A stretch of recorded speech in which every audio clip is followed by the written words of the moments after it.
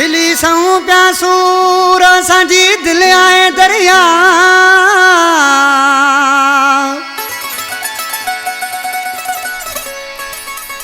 खिली सऊं प्या सूर असांजी दिल आए दरिया वो आए सुनन में ही सा दो सुई गरीब चैन आज किसी छा को जो उस्ताद नगर भेजे ना ओ अला मुखे दिल एड़ी दुनिया एक सुने जा सूर सयो वेठिया सुने जा सूर सयो वेठिया सुनो तो मुखा भजे परे तो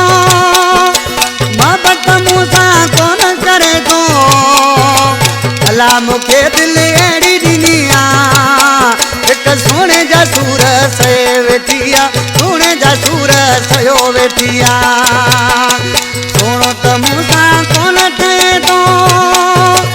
मुसा मोहब्बत कौन करे तो अला मुखे दिल एड़ी दुनिया एक सुने जा सूर सयो वेठिया सुने जा सूर सयो वेठिया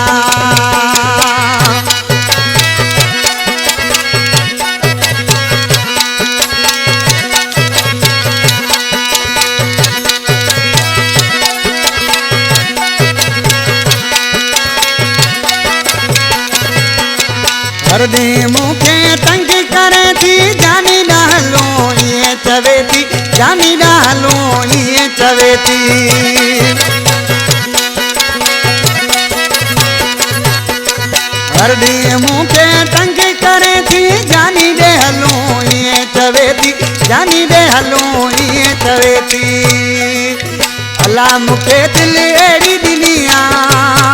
एक सुने जा सूर सयो वेठिया सुने जा सूर सयो वेठिया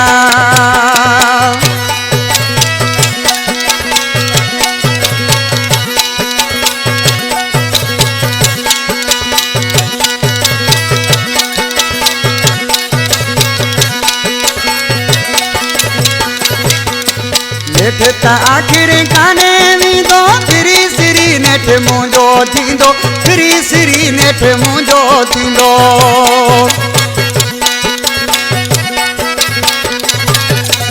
नेठ त आखिर काने वींदो फिरी सिरी नेठ मुंहिंजो थींदो फिरी सिरी नेठ मुंहिंजो थींदो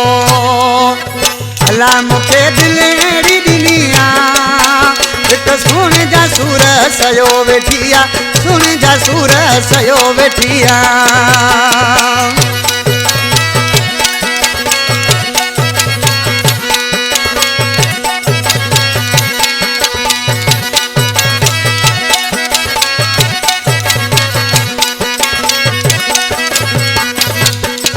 फकीर गोठ में दोसू गरीबा पुछाऊं करे अची मिलंदो अजीब पुछाऊं करे अची मिलंदो अजीब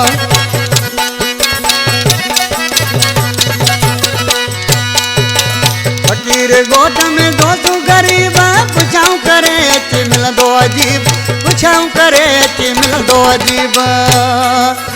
अला मुखे दिल एड़ी दुनिया एक सुने जा सूर सयो वेठिया सुने जा सूर सयो वेठिया